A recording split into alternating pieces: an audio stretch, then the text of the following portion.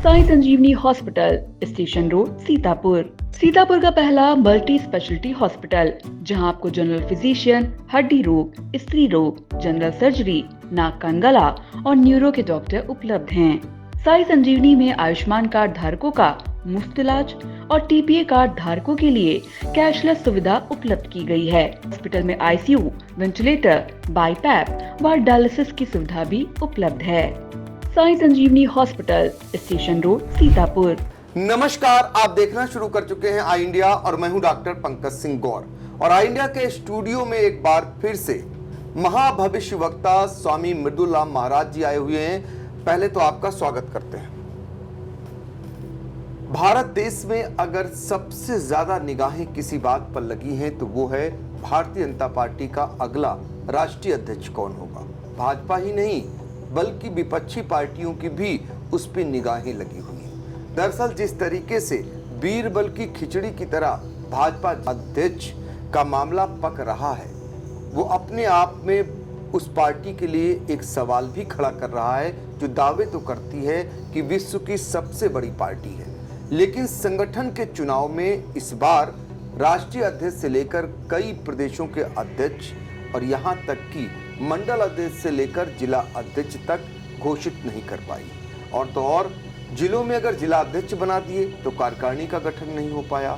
ऐसे ही प्रदेश में अध्यक्ष को लेकर भी अभी लोग कयासी लगा रहे हैं। तो राष्ट्रीय अध्यक्ष कौन होगा, ये चर्चाएं तेज हैं। चर्चाएं इसलिए तेज हैं क्योंकि इस बार जो मीडिया रिपोर्ट्स आ रही है उसमें ये कहा जा रहा है कि भारतीय जनता पार्टी और संघ के बीच ठन गई है। क्या वाकई ठन गई है? और साथ ही ये भी कहा जा रहा है कि इस बार पुरुष अध्यक्ष होगा या महिला अध्यक्ष होगा, या मोदी विरोधी अध्यक्ष होगा या संघ का समर्थित अध्यक्ष होगा। तमाम ऐसी मीडिया रिपोर्ट्स आ रही हैं, तो हमने सोचा क्यों ना ऐसे महाभविष्य वक्ता को हम बुलाएं जिनका अंक गणित क्या कहता है, क्योंकि पूर्व में आपकी तमाम भविष्यवाणियां सच साबित हुई हैं। वो वर्ल्ड कप का मामला हो 2014 का, या 2019 लोकसभा के चुनाव परिणाम हो, या यहाँ तक कि अभी हाल में जो लोकसभा के चुनाव हुए उत्तर प्रदेश में भाजपा की स्थिति कितनी पतली रहने वाली है, या समाजवादी पार्टी और कांग्रेस को ज्यादा सीटें मिलने वाली हैं, इसको लेकर भी स्वामी मृदुलाम महाराज जी ने जो भविष्यवाणी की थी वो सच साबित हुई। आप जाकर के वीडियो देख भी सकते हैं। आपकी तमाम अखबारों में खबरों को आप पढ़ सकते हैं, जो पूर्व में की गई भविष्यवाणियां करीब करीब सच साबित हुई। तो आप समझ सकते हैं, इसीलिए हमने फिर से एक बार बुलाया और जानने का प्रयास किया, क्योंकि अलग अलग मीडिया रिपोर्ट्स में भी ये कहा जाता रहा है कि इनके बनने के चांस हैं, कभी दूसरे का नाम आ जाता है। देखिए, चूंकि निर्णय लेना होता है भारतीय जनता पार्टी और संघ को, ऐसे में सिर्फ कयास ही लगाए जा सकते हैं, लेकिन जो अंक गणित है उनका क्या कुछ अब तक गणित निकल रहा है, इसको लेकर हम चलेंगे स्वामी मृदुलाम महाराज जी के पास। स्वामी जी, जानना चाहेंगे कि जो भाजपा के राष्ट्रीय अध्यक्ष को लेकर क्या वाकई संघ और मोदी शाह के बीच कोई जंग छिड़ रही है, तभी ये तय नहीं हो पा रहा? क्या कहता है आपका अंक गणित? आई इंडिया के सभी दर्शकों का स्वागत है। भारतीय जनता पार्टी में जो राष्ट्रीय अध्यक्ष को लेकर जो अंदरूनी कलह चल रही है, उसका सबसे बड़ा कारण है कि भारतीय जनता पार्टी और आरएसएस की एकजुटता नहीं हो पा रही है। भारतीय जनता पार्टी महिला अध्यक्ष को बनाना चाहता है और आरएसएस पुरुष को बनाना चाहता है। तो ये लड़ाई इनकी आगे तक चलती रहेगी। काफ़ी समय से लड़ाई चल रही है, लगभग 2 साल से अधिक हो गया है समय जो इनकी लड़ाई आपस में चल रही है। तो आगे भी चलेगी? हाँ, ये लड़ाई अभी आगे भी चलने के आसार दिख रहे हैं। तो ऐसे में अंक गणित क्या कहता है? संघ की चलेगी या भारतीय जनता पार्टी के जो इस समय सबसे बड़े चेहरे हैं प्रधानमंत्री नरेंद्र मोदी और गृह मंत्री अमित शाह? देखिए, राष्ट्रीय अध्यक्ष जो भारतीय जनता पार्टी का बनेगा वो संघ के ही मर्जी से बनेगा। उसमें मोदी जी की और अमित शाह की नहीं चलेगी। अच्छा, ये अंक गणित आपका कहता है? हाँ, ये अंक गणित में निकल रहा है, वो संघ के मर्जी का ही बनेगा।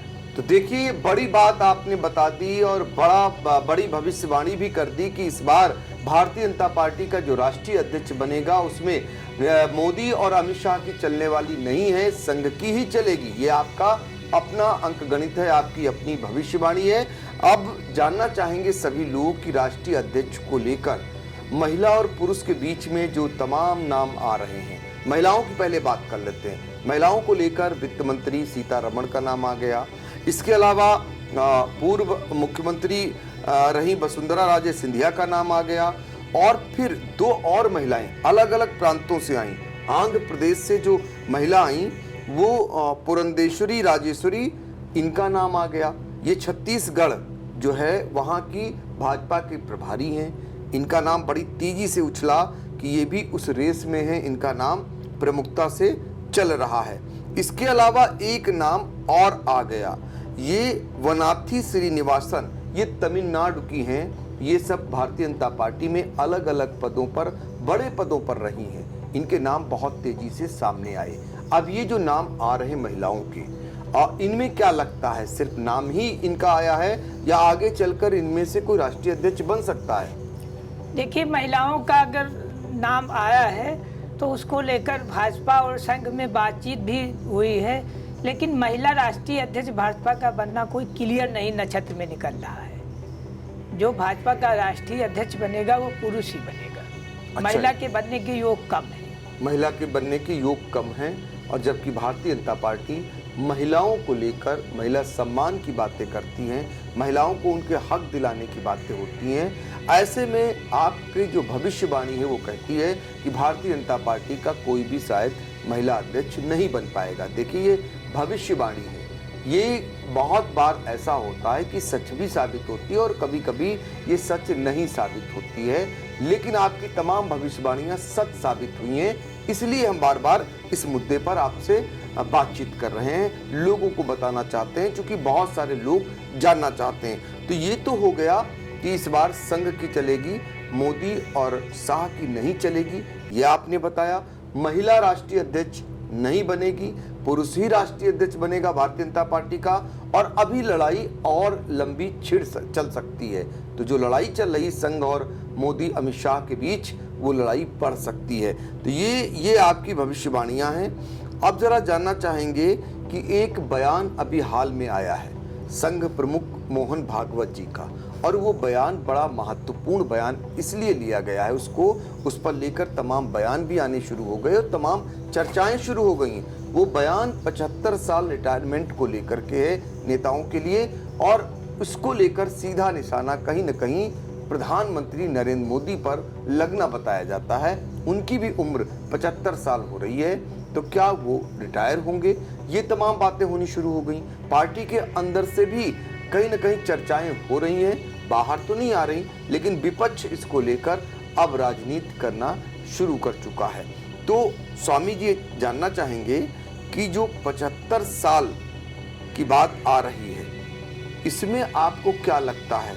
ये जो बयान आया है, अब क्या लगता है आगे चलकर प्रधानमंत्री नरेंद्र मोदी जी रिटायरमेंट लेंगे, या अभी देश की कमान, भाजपा की कमान उनके ही हाथ में रहने वाली है?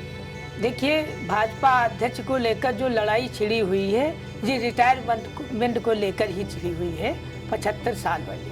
अगर ये 75 साल वाली बात नहीं होती तो बीजेपी और संघ में कोई लड़ाई ही नहीं होती। तो ये आप मानकर चलिए कि इतना आसान नहीं है 75 साल के इस स्वरूप को आगे बढ़ाना, क्योंकि संघ चाहता है कि प्रधानमंत्री नरेंद्र मोदी जी अब इस्तीफा दें, उनकी जगह पर संघ किसी दूसरे को प्रधानमंत्री बनाना चाहता है। अच्छा, ये बातें हैं। हाँ। मतलब आपको लगता है कि प्रधानमंत्री नरेंद्र मोदी का कार्यकाल आगे और बढ़ने वाला नहीं है? प्रधानमंत्री नरेंद्र मोदी जी चाहते नहीं है मैं अभी रिटायरमेंट दूं। अच्छा, इसी को लेकर संघ से जो है छिड़ी हुई है। तो वो काम तो कर रहे हैं जो काम करना चाहिए। इतना इस उम्र में भी वो, चाहे विदेश के दौरे हों या देश के तमाम मुद्दों को लेकर के, पार्टी को लेकर के, जनसभाओं को लेकर वो सक्रिय तो रहते हैं। अगर शरीर से वो फिट हैं और ड्यूटी निभा रहे हैं तो रिटायरमेंट की बात कहाँ आ रही? देखिए, ये तो संघ ने बनाया है। अटल बिहारी वाजपेयी जी भी रिटायर हुए थे, मुरली मनोहर जोशी भी रिटायर हुए थे, लाल कृष्ण आडवाणी रिटायर हुए थे। ये तो संघ के बनाए नियम है। भारतीय जनता पार्टी में कब कितने समय तक रहेगा ये तो संघ ने बनाया है नियम। अब संघ अपने नियम को इतनी आसानी में बदलना चाहता नहीं। जी, तो कुल मिलाकर आपके मुताबिक 2029 तक प्रधानमंत्री नरेंद्र मोदी रिटायर कर दिए जाएंगे? 2029 बहुत समय है, अभी उस पर चर्चा करना उचित नहीं है, क्योंकि ये विषय जो है भी केवल राष्ट्रीय अध्यक्ष को लेकर है और यही 17 सितंबर को मोदी जी 75 साल के हो जाएंगे। जी बिल्कुल, लेकिन लोग जानना चाहते हैं कि संघ प्रमुख मोहन भागवत के बयान के बाद प्रधानमंत्री नरेंद्र मोदी जी का भविष्य क्या रहने वाला है?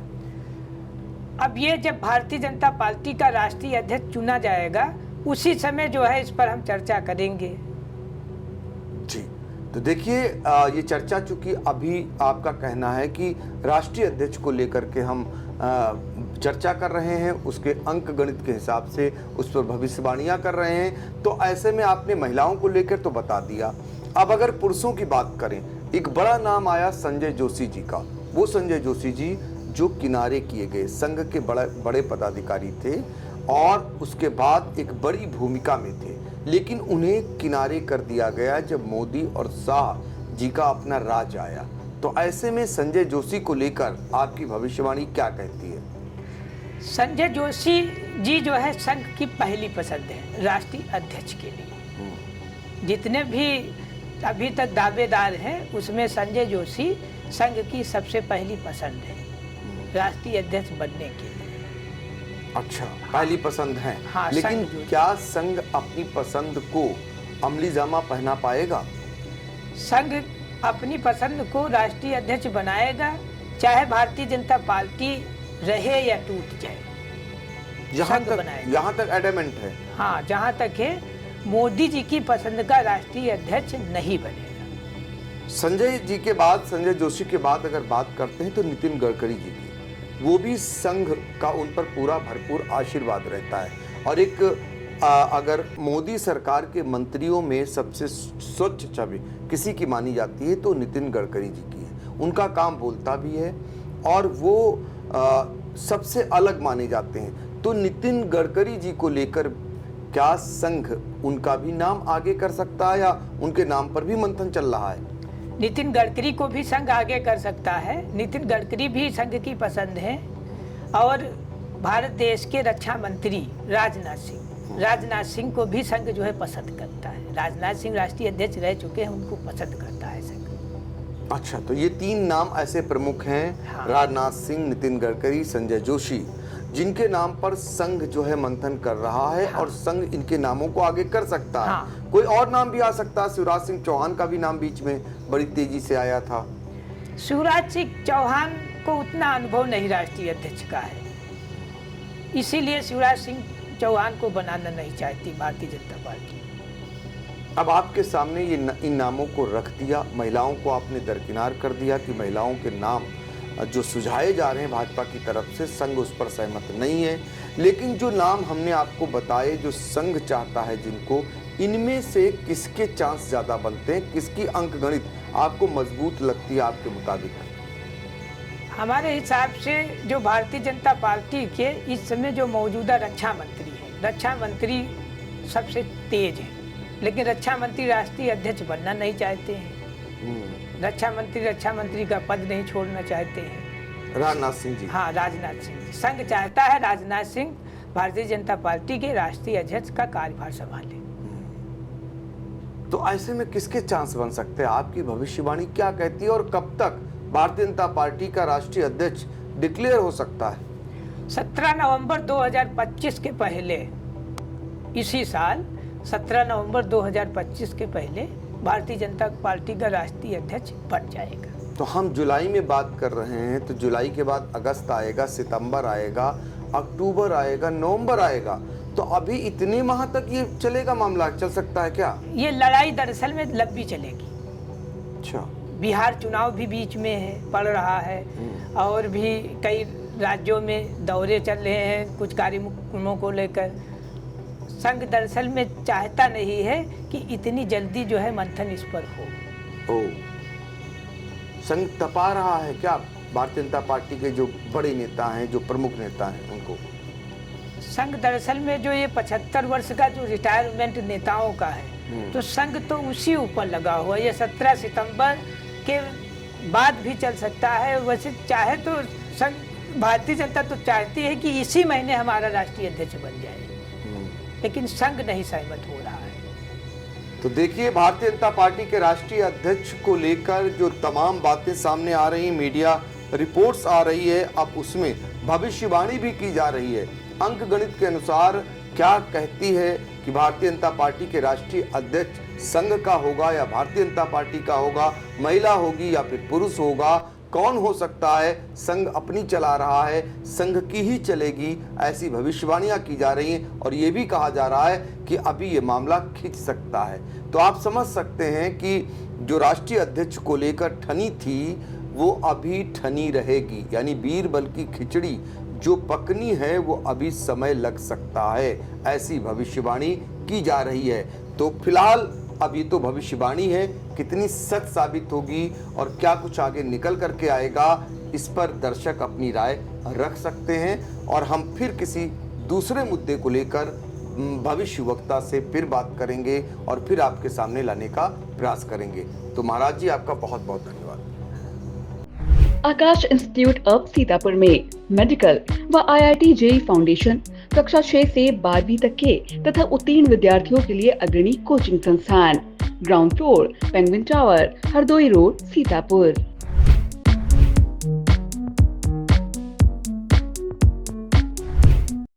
फार्मेसी में करियर बनाने का सपना देख रहे हैं? JS Singh institute of pharmacy Sitapur में 2025 के लिए D.Pharm, B.Pharm और M.Pharm में एडमिशन शुरू हो गए हैं। JS Singh institute of pharmacy में पढ़ाई के साथ साथ अत्याधुनिक उपकरण युक्त लैब्स, विशेषज्ञ टीचर्स और टॉप मेडिकल कंपनियों में प्लेसमेंट का मौका।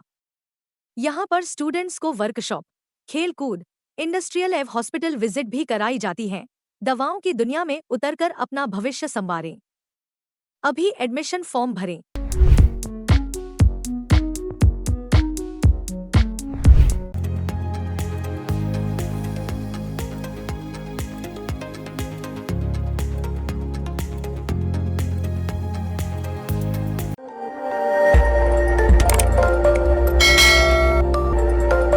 खबर आपकी, नजर हमारी। देखते रहिए आई इंडिया।